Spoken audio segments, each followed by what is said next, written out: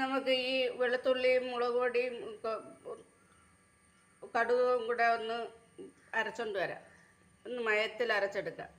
അപ്പോൾ മുളക് നമ്മളിവിടെ അരച്ചെടുത്തിട്ടുണ്ട്. ഒരു മയത്തിൽ ഇതുപോലെ അരച്ചെടുക്കാൻ പറ്റും. വെളുത്തുള്ളിയും കടുകും കൂടെ അരച്ചെടുത്തിരിക്കുകയാണ്. ഇതിനി കുറച്ച് 2 ടേബിൾ സ്പൂൺ എണ്ണ ഒഴിച്ച് ഒന്ന് വഴറ്റിയെടുക്കാം.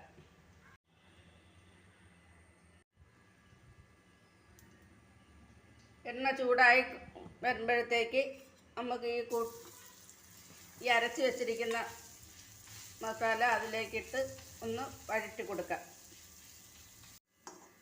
അരപ്പ് ചവിട്ടി പിടിക്കാതിരിക്കാൻ ലോ ഫ്ലെയിമിൽ ഇട്ട് കൊടുക്കണം. അപ്പോൾ നമ്മൾ അരപ്പിൻ്റെ പച്ചമണം മാറി വന്നിട്ടുണ്ട്. അപ്പോഴത്തേക്ക് നമ്മൾ ഈ ഈന്തപ്പഴം ഇതിലേക്കിട്ട് വഴറ്റാം.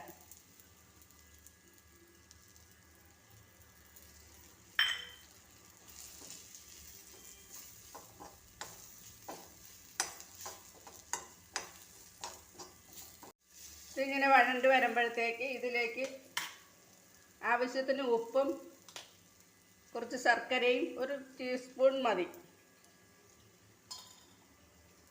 ചേർത്തതിന് ശേഷം 1/2 കപ്പ് വിനാഗിരി ഒഴിച്ച് ഇളക്കണം. ഇതുപോലെ കുറുകി വരുമ്പോൾ നമുക്ക് അടുപ്പിൽ നിന്ന് മാറ്റാം.